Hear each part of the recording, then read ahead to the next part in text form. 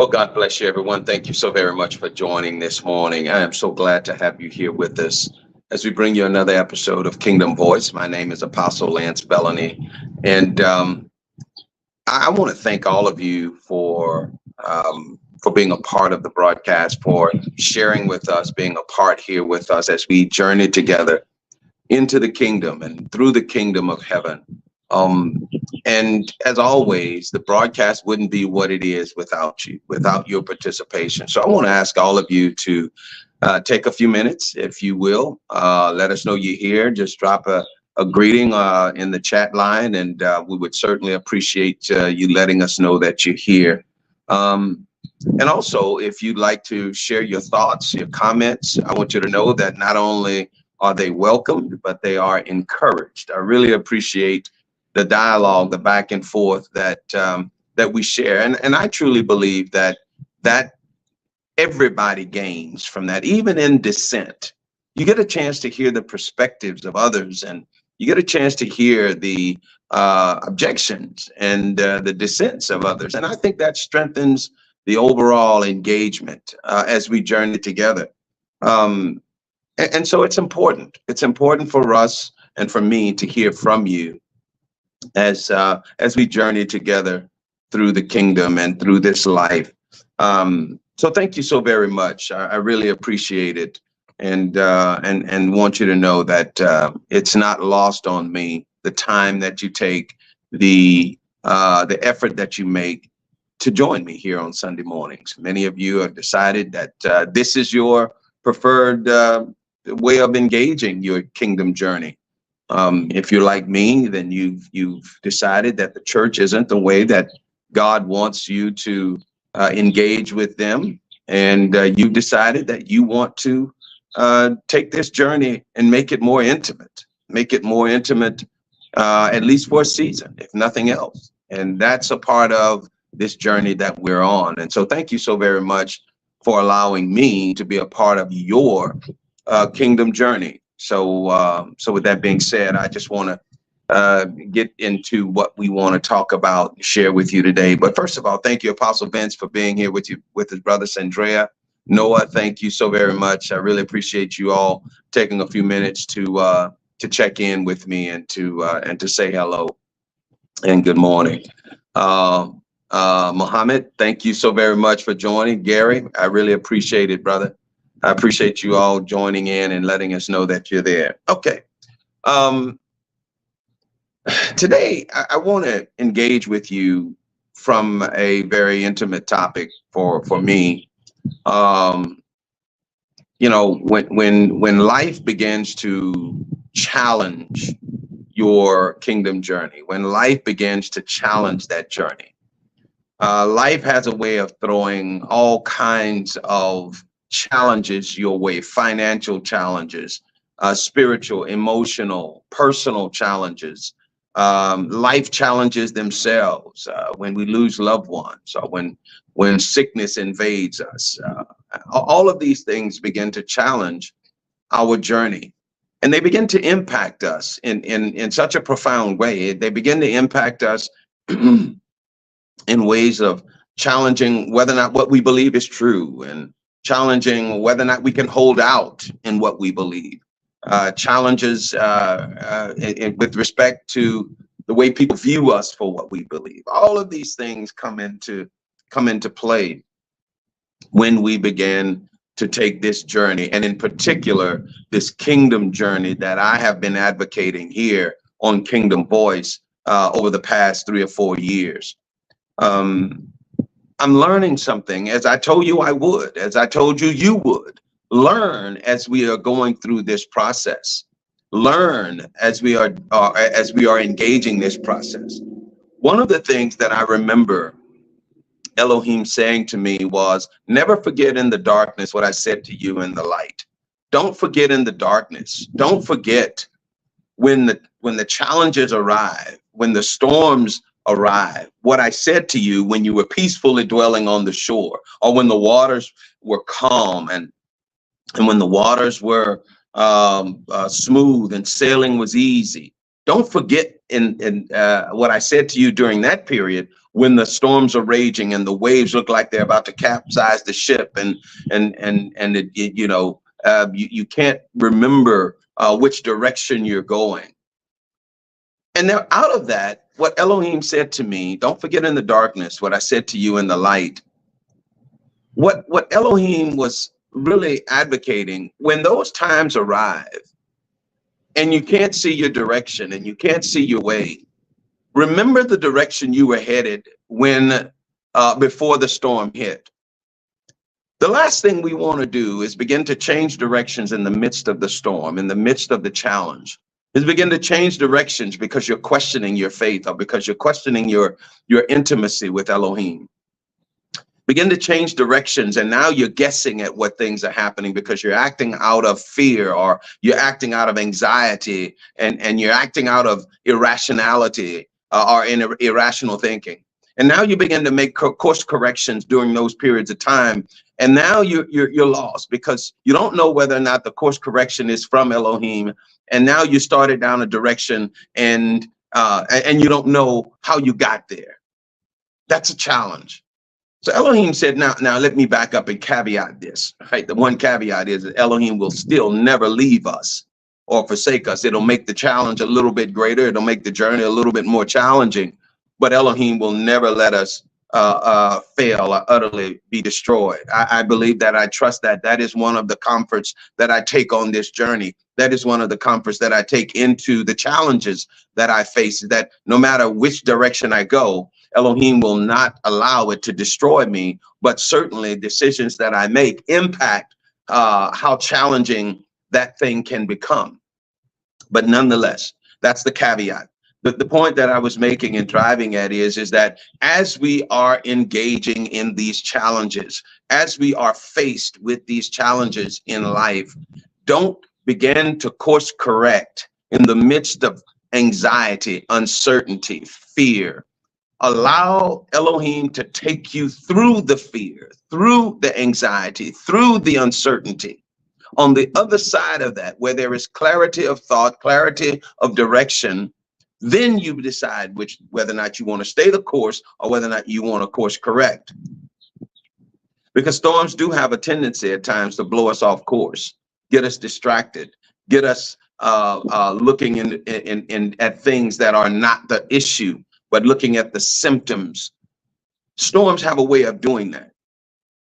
And challenges of life have a way of doing that. And they begin to challenge your kingdom journey.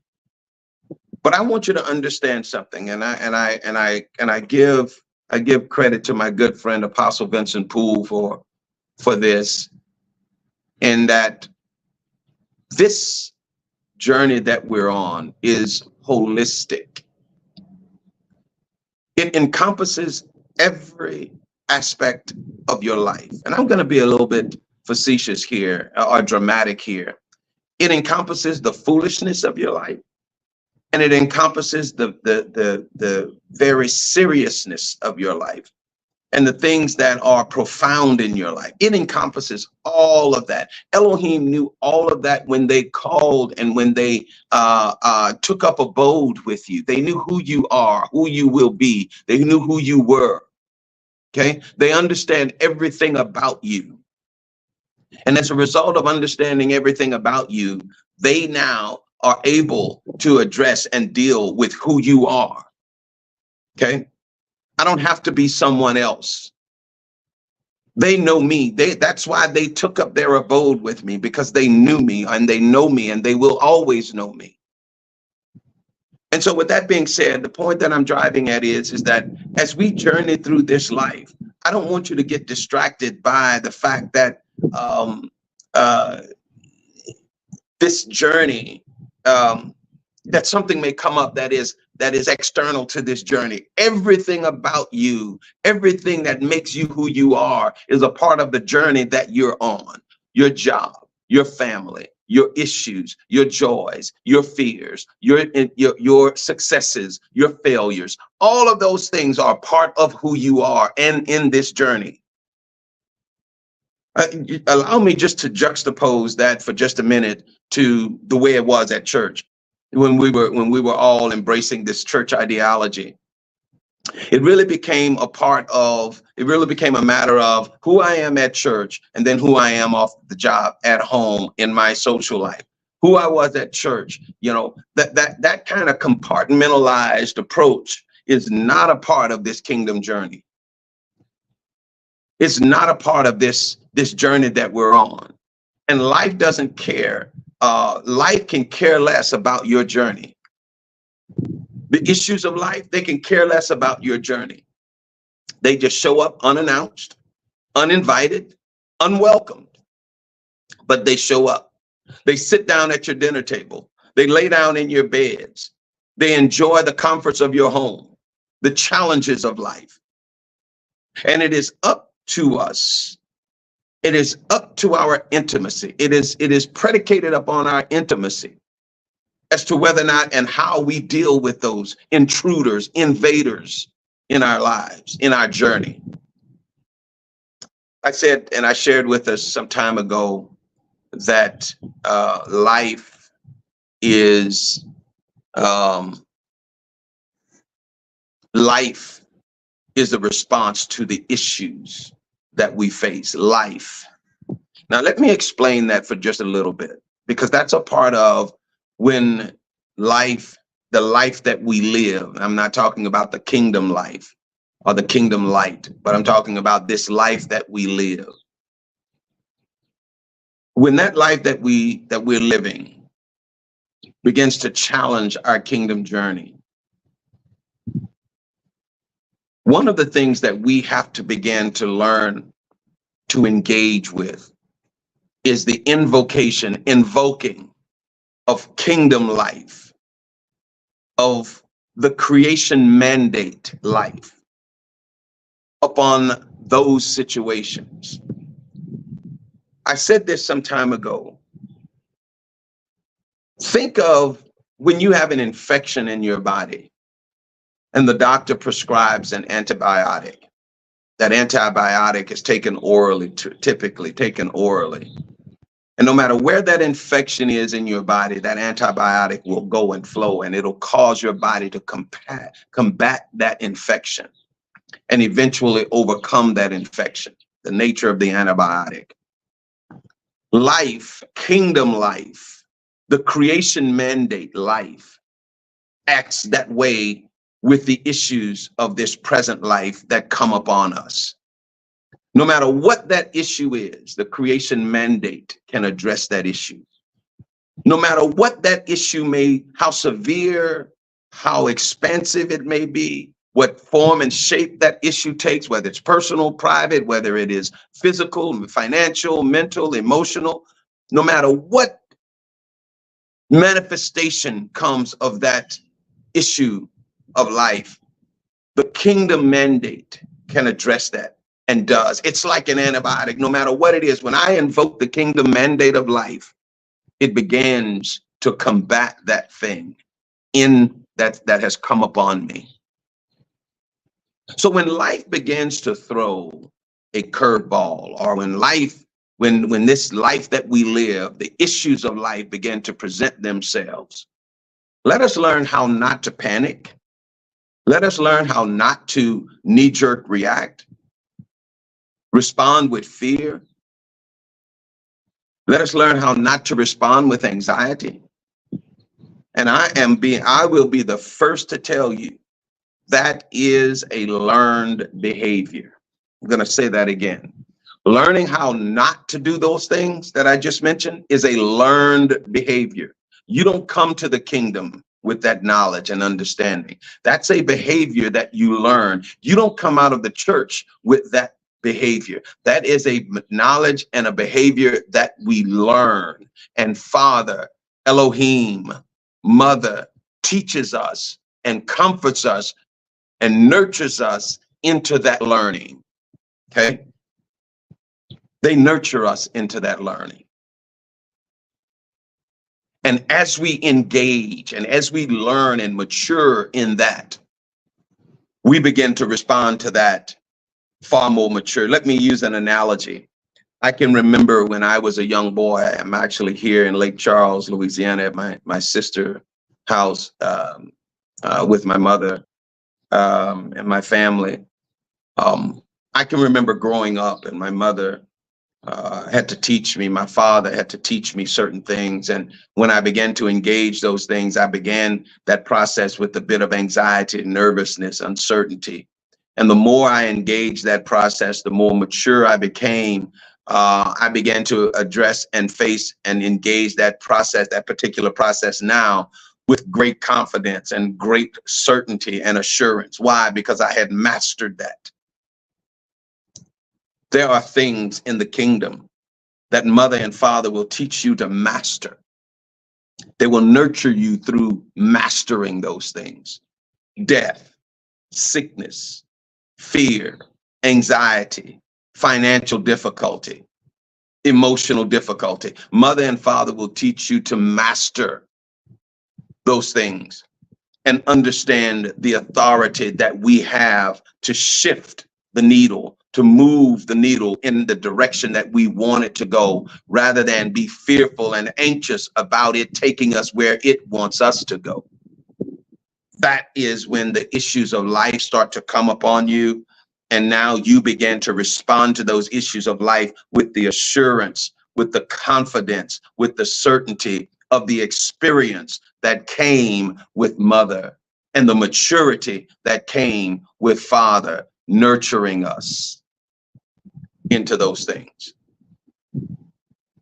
There are things that we have to learn to go to mother about versus for going to father versus going to both of them. There are things that I'm here with my family, and it's interesting. It's interesting. So my children are grown. My children are 37, 28, 42, 35. I mean 33, excuse me. They're mature. But there's one thing that I particularly noticed. When it comes to their mother, they might as well be 5 years old. They might as well be 2 years old when it comes to their mother. But when it comes to me, they stiffen up, they tighten up, they man and woman up when they talk with me. I found that very peculiar. We're a very functional family. We have very functional relationship. But when it comes to their mother, they look for that tenderness and that compassion. When it comes to me, they look for that matter of factness. They look for that directness. And I'm okay with that. And I think my wife is. And certainly they are, because that's the way they engage us. And I said that to simply point out the fact that when it comes to mother and father, there are some things that I take to father that I don't take to mother. There are some things that I take to mother I don't take to father. There are some things that I take to both of them. Why? Because I'm learning how they are engaging with me. You see, too many of us have had this idea that God is this father. And that's the religious mandate that has come down through Christianity to us. We were just dealing with what we had, with what we knew, that God is just this father figure. And lo and behold, I learned that no, God is not just father, but God is both father and mother. And I now began to learn that the distinction between God the Father and then God Mother. And then I learned how to be comfortable with engaging God Mother versus God Father. And I'm still learning how to be comfortable with engaging them in that way. This is something that I want you to begin to allow yourself to consider, at least, and allow yourself to, and if you've gone through that process, allow yourself to embrace as a part of your journey, as a part of your kingdom journey. It is going to help you deal with the issues of life. It is going to help you deal with the challenges that this life presents and imposes upon us. It is going to allow you to navigate this life far more functionally than you have been. because you've been given the oceans and the seas of life, and you haven't been given the oars to steer the boat, or to move the boat, or the rudder to steer the boat. And so the issues of life just toss you and turn you, because you have no mechanism, no means by which you can truly navigate this life. Okay? With the exception of begging God to do it and fix it for you. We've talked about that so many times. Without begging God to fix it for you. God is not in the interest, not in this season, of fixing it for you, but more so, Elohim is in the business of teaching you how to fix these things for yourself. That's going to be key. And as a part of that, with this intimacy, with this maturation, with understanding the relationship that you have with Elohim, and the relationship that you have with Yahweh versus mother, the relationship that you have with Yeshua and myself, all of that part of it begins to become clearer, and you begin to learn how to engage with each one of those, all of those. But that's a journey you have to be willing to take. That's a journey you have to be willing to engage. And if you're willing to engage that, you will begin to learn and see the Godhead in a way that you've never seen the Godhead before. That you will be able to engage with the Godhead on such a more intimate and personal level. You're going to be able to engage with the Godhead at a level of personal engagement, just as you're talking with someone that you know and love, and that knows you and loves you. I was talking with a good friend of mine this past weekend, and I was sharing this with them. And in the process of sharing this with them, one of the things that I shared was, let's consider the relationship between you and I. I said, we know each other because we've spent time with each other. We know each other because we talk with each other. We know each other because we have a history together. And as a result of that, not one thing in our relationship, y'all listen to this very closely. It was profound when it came out of my mouth. It stunned me coming out of my mouth. Not one thing in that intimate, personal relationship has been recorded, written, and dictates every other aspect of our relationship. No, it is left to that intimate engagement and process. And if we tried to take what we have between us, me and this person, and impose it upon someone else to have with me, it wouldn't work. Because what we have between me and that individual was unique to the personalities of mine and theirs. Likewise, if another person tried to have a relationship with me predicated upon the relationship that I had with that other individual, it would stumble and falter and fail, because the personalities engaged in that relationship aren't the same. This is why I am such a staunch advocate of you engaging in a personal relationship rather than you engaging in a vicarious relationship. See, the other person trying to have a relationship with me based on the person that I was talking about, that is what you call vicarious. They're trying to have a relationship with me through that other person. This is what we often try to do in this kingdom journey with Elohim. We try to have a relationship with Elohim based on the relationship that Yeshua had with Elohim. And that is not what Yeshua was efforting to do. He was not trying to make you have a relationship with Elohim based on his relationship with Elohim, but rather he was trying to show you how to have a personal relationship with Elohim yourself by the example that he presented with his relationship.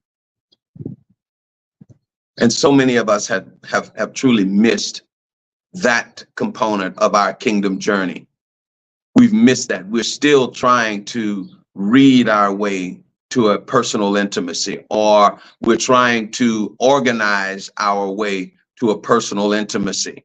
And neither of those will work. Neither of those will deliver that personal engagement that you are looking for.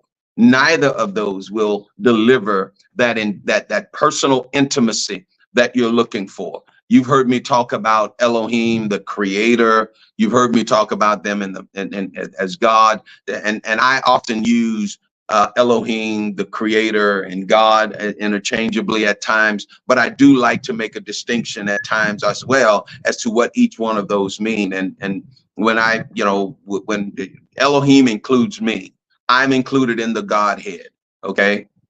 The spirit of the Son, that which gives me the authority and the power to be the Son of God, was in the beginning with the creator and with Elohim when they were creating all things. We have to learn how to tap into that eternal nature of ours as we engage with these journeys, with the challenges that life presents to us.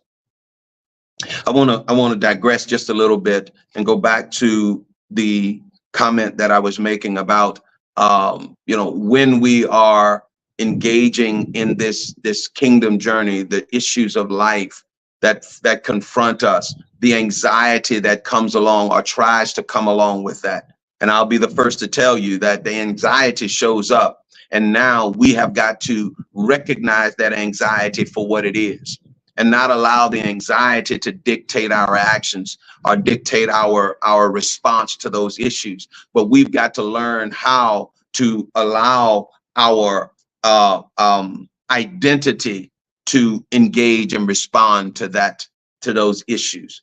My identity as a son or a daughter, my identity, my maturity, my authority, all of those things need to bubble to the surface and see that issue, financial issue, to see that issue, health, mental, emotional, social, justice, injustice, whatever, legal, whatever the issue may be, educational. We need to learn how to allow our maturity and our identity to dictate our response to that. Is it always easy? Of course not. Is it always a simple response? Of course not.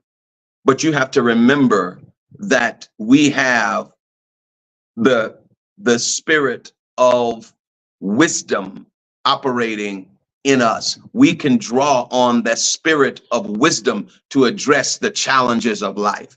We can draw on the power and authority of the kingdom from to address the issues of life.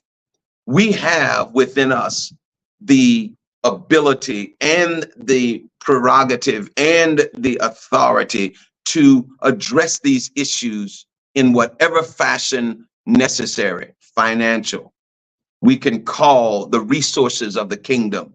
Emotional, we can call the peace of the kingdom. Okay.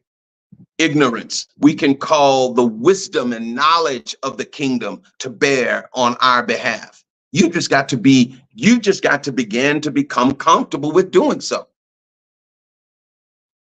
You just got to become comfortable with releasing, acknowledging, commanding all of these resources of the kingdom to bear for you. Health, wealth, peace, all of these things we can call to bear as a part of our authority and prerogative and privilege as an heir of the kingdom. So we're talking about when life throws all of these challenges, and it challenges our journey. And it causes us to rethink and reconsider and to really look at these things and wonder, okay, I hear all the rhetoric that I'm talking, but where are the fruit? I want to say this to you. There's one thing that I've learned as a part of my kingdom journey is that there is a process. There is often a process associated with everything. And those things that don't conform to the process are miraculous. Okay. We don't live in the miraculous. We live in the process. I'm going to say that again. We don't live in the miraculous. Miracles don't happen every day. The process happens every day.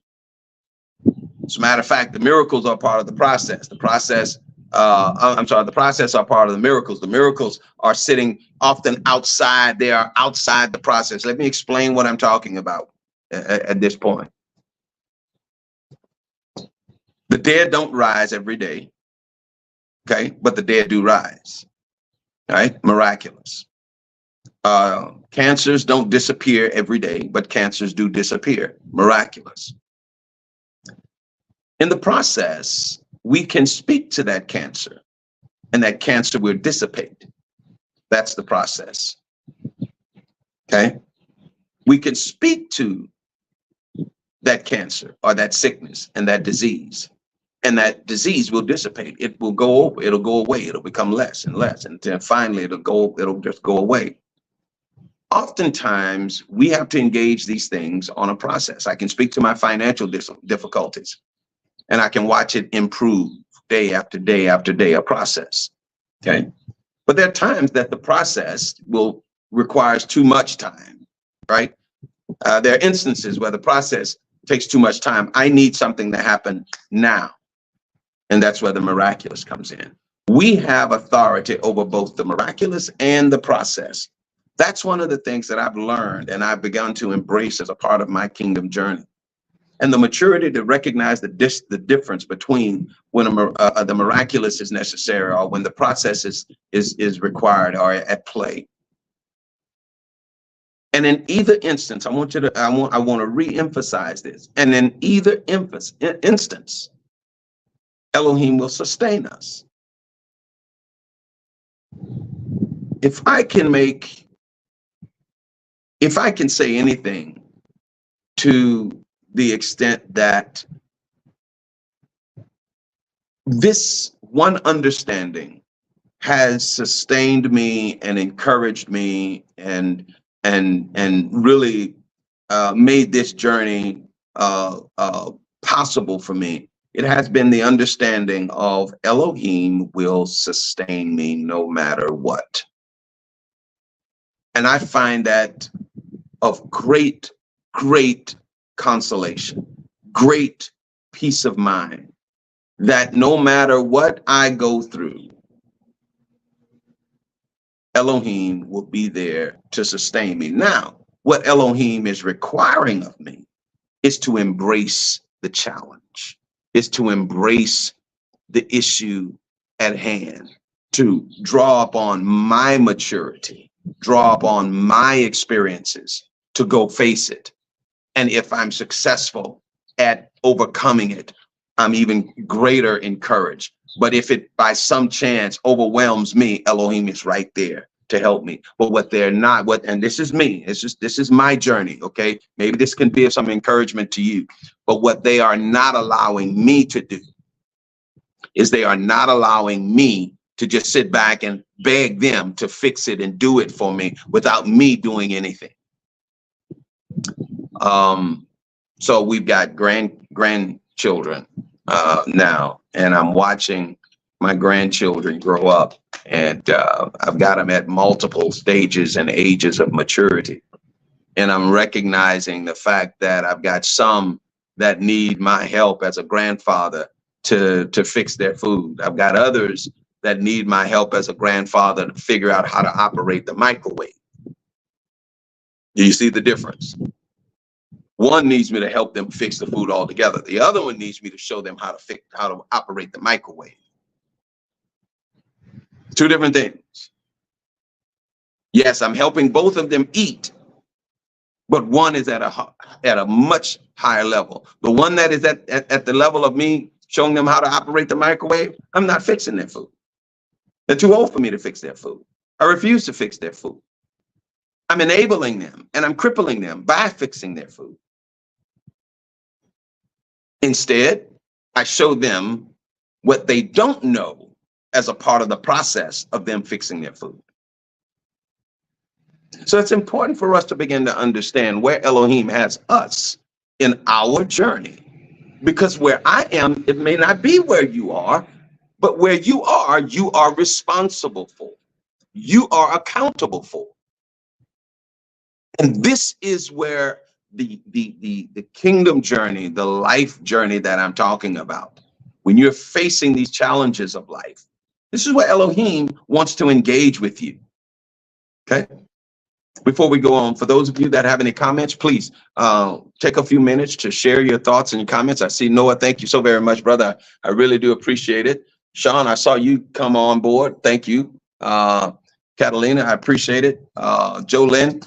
So if you guys have any questions, comments, thoughts, please share them. I'd love to have them, you know how we do it here, you know how we roll. I'd love to be able to comment and share that with the rest of the audience. So this is important and imperative for us to begin to understand. And so when the issues of life begin to come upon you, you've got to learn how to begin to address them. Tune your spirit into and your ear into the voice that Elohim is releasing and speaking. Let me take this tact here for just a second. Listening and hearing the voice of Elohim during these stormy periods, during these challenging moments. And again, I'm speaking from the perspective of my personal engagement with life and with Elohim and the intersection of those two things. When I'm in the midst of those challenges, I begin to listen to the inner voice. And for many of you, that inner voice is still something off in the distance. As you mature and as you, mature, you're going to begin to understand what I believe I understand now. Is that inner voice is me. That inner voice is at the intersection of my intimacy, my personal intimacy with the Creator. That's where that inner voice resides. And eventually, Elohim begins to speak. My thoughts become their thoughts. I'm going to say that again. My thoughts become their thoughts. As on the cycle, not the cycle, but on the curve of maturity, there's a point in that process. There's the word process again. There's a point in that process where my thoughts meld into their thoughts, and their thoughts are my thoughts, and we're one and the same. So when I hear that inner voice, it often sounds like me talking to myself. Wow. Wow. All the time, fully recognizing that Elohim, that mother and father are one with me. It is not me, the person, the unregenerate person that occurred. It is me, the newborn individual, the born again, the reborn individual, and the presence of the Creator melding and becoming one. Okay, that process begins here and ultimately begins here, where the distinction between their voice and my voice is gone. It is one voice that I begin to hear, and it often manifests and sounds as if I'm talking to myself.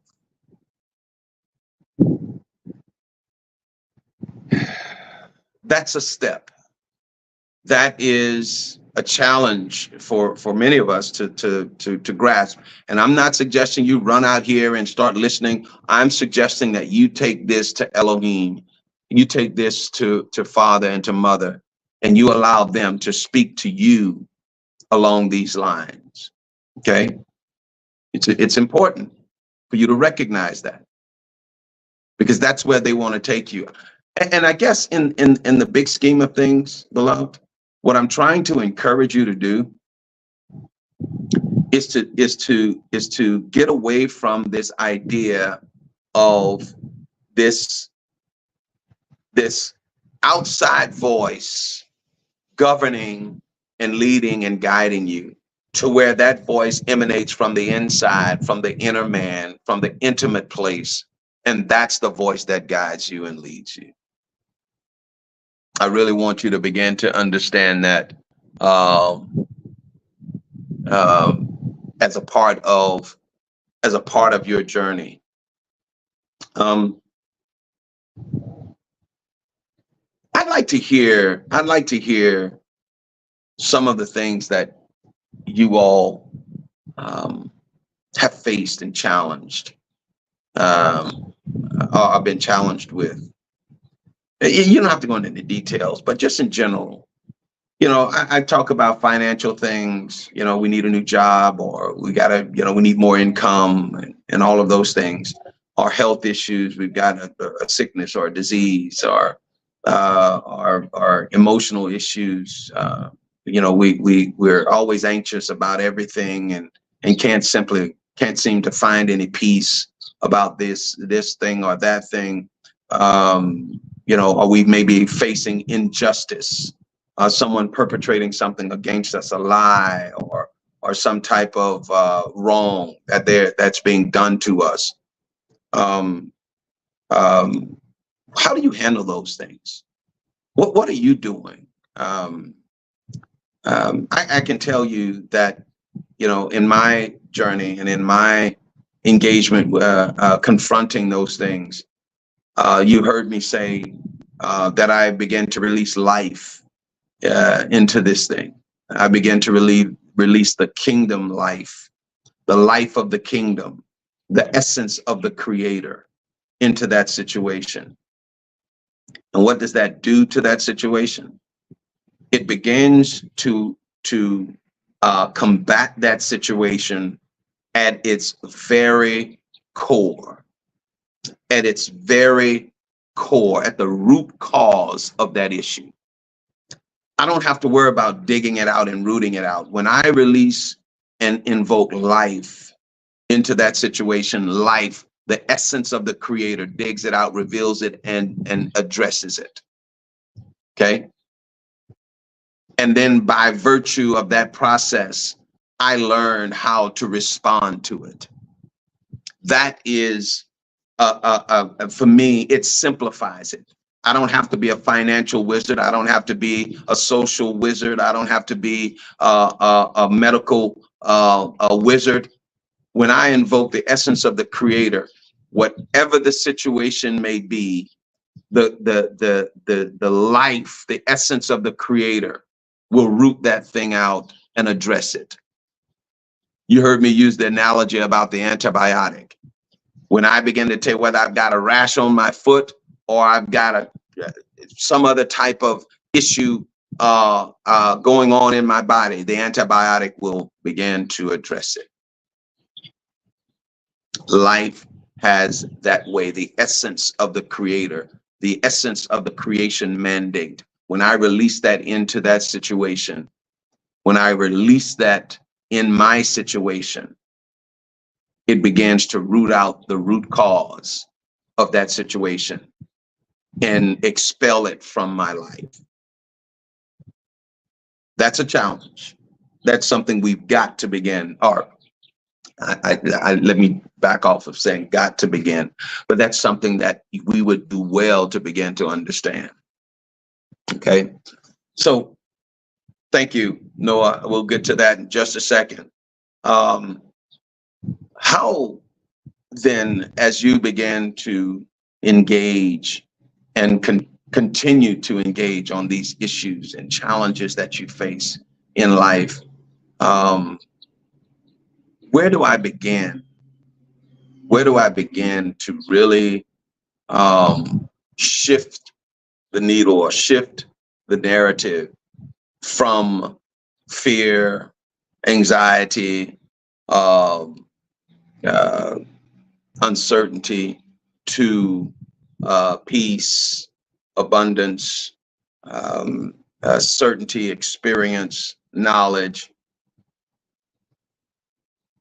When I begin to approach those things that way, what's the demarcation? What happens? What begins to tell me that I'm shifting the way that I am that I am responding to these things? Let me say it like this. When Elohim begins to really shift your knowledge and shift your understanding and relationship with them, you'll begin to recognize a a different response from you. Okay, you'll begin to recognize your own response to those things and how different it was back then versus where it is right now. And I want you to begin to understand that that realization, that change in response is where your mindset, your how do I want to say this? Where your maturity begins to shift and turn and change. And that's important because you have to begin to recognize when you are maturing, when you've gone to another level of maturity. I'll say this and I'll get to your comments and then I'll get to the social spotlight for the day. It's important for you to understand that, and this is has been one of my biggest complaints with Christianity. It's important for you to understand that you do mature and that as maturing, you do respond and become more experienced as a son of God, as a daughter of God. You become more experienced, and that experience offers you and provides for you a greater response to your engagement with that issue. You can recognize the difference between someone that is inexperienced at something and someone that is experienced at something. The greatest distinction between someone that's inexperienced and someone that is experienced is the confidence that they have going into a situation. The confidence. I'm not talking about arrogance. I'm talking about confidence. When someone is experienced, they've been there, they've done that. So their actions are decisive, clear, distinctive. When someone is inexperienced going into a situation, their actions are indecisive, vague, and unclear. As you grow and mature in the Lord, you can face situations with certainty, confidence, and experience, and that makes a difference.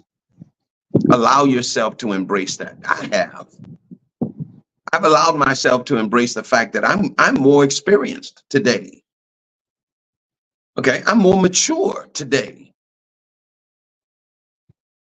And as a result of that, I can face and address these issues with the certainty of Elohim without apology. Unapologetic, okay, without apology, with certainty and confidence. That's a level of maturity that I'm encouraging all of us to embrace with Elohim. Amen. Amen. Well, listen, let me go to some of the comments that you all made. Noah said this. He said, my biggest challenges has been with my health and how anxious I have been feeling due to the heart problem. Noah, let me say this to you, and I say this with the greatest level of humility and understanding. One of the things that when we are faced with those challenges, and that is a very real challenge, okay? Not that any aren't, but I'm just pointing out the fact that, health issues tend to be and can be very anxious times for us. Begin to release life, the life of Elohim. Let me explain how that applies to the heart, to our heart issue or cancer or to diabetes or to hepatitis, whatever the case may be.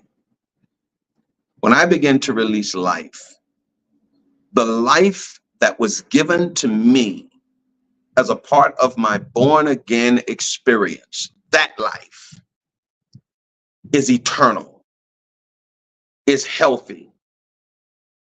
Okay. That life dispels any affliction that this body, which houses this life that I'm talking about, may experience. I want you to understand something. The natural state of this creation, okay? I'm not talking about the garden. I'm talking about that which was created by the time man was placed. There's an interesting comment that's made. And the earth was without form and void, and darkness covered the face of the deep. Okay? Darkness. The natural state of this world, of this life, is chaos. Life brings order to the chaos. That life comes from the Creator. And that life has been given to us. And as a part of that, we take with us, with this life, that characteristic of the Creator. And we have the authority to speak life to any situation that may be confronting us. And in your particular case, a heart condition. Speak life that was given to you with the born again experience, with the born again relationship, with the intimate relationship with Elohim. Speak that life into your heart condition and watch the process of your heart condition begin to change. I'm not talking about rebuking the heart condition. I'm not talking about rebuking heart disease. Listen, I don't even have to address the problem when I release the life. How does the antibiotic know that it's a rash? It doesn't. How does the antibiotic know that it's an infection? It doesn't. Viral or fungal? It doesn't. It just combats whatever is there. And life does the same thing. Life knows what the issue that your heart is addressing. And life can go in and address that issue. To that, I'm unapologetic. What I am sympathetic about is that sometimes it takes us a moment and takes us a level of engagement with Elohim to come to that understanding. I'm certainly sympathetic along those lines, Noah. But I'm unapologetic about saying that life is the answer to that issue and any other issue that I face. Doesn't matter. Financial, emotional, physical, spiritual, psychological. It doesn't matter. Life responds to all of it. And that's the life, the creative life that was given to us by Elohim. I see, I will speak life. Absolutely. And I hope that explanation that I gave shares some insight. Gary says this: during 2001, I lost my job during Christmas time. I was a few months wondering what to do. Then I heard a voice telling me to call a person who got me the last job 5 years ago. I called that day. Again, I want to say this to the point that Gary just made. When we hear that voice, I want you to understand that that voice oftentimes is at the intersection of my intimacy with Elohim. And as you mature through that process, that voice will sound more and more and more and more and more like your voice. Okay? And embrace that. Allow that to take place. And don't allow the religious thinking that has permeated through all of us, probably on this call, on this video sharing today, that we've come from that. But The religion will tell you, no, that's God's voice, and it may be, but by that time it has become my voice, and my voice has become God's voice, and there is no distinction between the two. Not to the outside world, for sure. And I embrace the oneness that Elohim and I have become.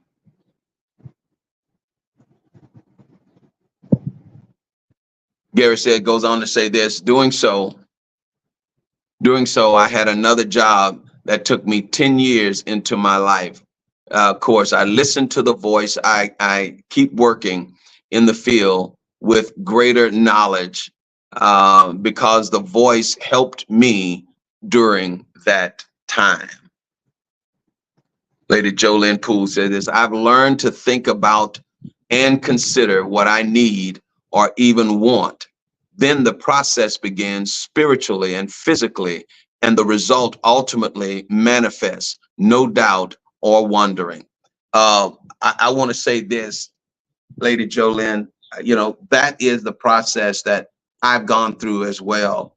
You learn to recognize the process, and then you'll begin to recognize, and I'm learning this even as I speak, I'm learning how that, okay, this is what happened the last time, and now expedite it, and you can expedite the process as you mature and grow. I'm not saying I'm at that point of expediting, but I'm recognizing that it can be done. And that it is one of those things to aspire and to strive toward, because I find it extremely beneficial that as I engage with my maturation journey, with this journey of maturity, that I'm learning things, nuances about the process that I can, if you will, tweak here, tweak there, and shorten the timeline when it's applicable. Again, I'm not suggesting that I'm there yet, but I'm certainly suggesting that I'm recognizing that that's available to me as an heir of the kingdom. So thank you, Lady Jolynn. I wanna shift to the social spotlight for the next few minutes. And for those of you that are still here, again, thank you so very much. I really appreciate it. It really means a lot to me that you guys were here for the last hour, and I hope it was worth you being here, worth your time. I hope you find it worth your time. I want to talk about this two-tiered justice system that has emerged in our country. And so let me just jump right into it. This past week, a former president was convicted for what we still have really yet to figure out. I've listened to the social pundit, not the social, but the legal pundits, and without wavering or without variance, they seem to be unified on and this is not just conservative pundits, but they're both conservative and liberal pundits. All are unified in this one concern that they have voiced, and that concern is that this particular situation has opened up Pandora's box, literally opened up Pandora's box, with showing the two-tiered justice system that is really at play in our country. We seem to think that justice is blind, but clearly in this particular instance, justice was not blind. It was manipulated, and it was contorted to arrive at a verdict that they decided that they wanted. And the concern, if you will, that raises is if they can do it to one of the most powerful people in the country, a former president, what will they do to you? What will they do to me? What will they do to the common man? And I think what has been revealed in all of this is the fact that as the heirs of the kingdom, here's where bringing life from those of us that know how to invoke life, not just to that situation, but to justice and to judgment in general. Whether you agree or disagree with the person, it is the fact of people on both sides of the aisle are agreeing that there is just something just fundamentally wrong with what just happened. And that's where we, as heirs of the kingdom, can begin to release life, not just into that situation or that case, but into the justice system, to bring it to a place where no matter who you are, the poor, the wealthy, you get justice where justice is due and judgment where judgment is due. We've got to begin to address and release our authority and our creation mandate in these situations. Don't just sit back and just say, oh, well. No, you have a powerful voice to release justice. And I encourage you to begin to do so. I encourage you to begin to do so. And I know that there are people from both political spectrums listening to this broadcast, and that's good. And that's the way it should be. But I am equally confident that everyone, no matter what political perspective you're looking at it from, is more concerned with justice and with judgment, and that the right thing be done to whomever is the perpetrator or the victim in these situations. There is a two-tiered justice system in our country. And that two-tiered justice system has one for the wealthy and one for the common man, if you will. If you can pay for it, you'll get it. If you can't, you'll be a victim of it.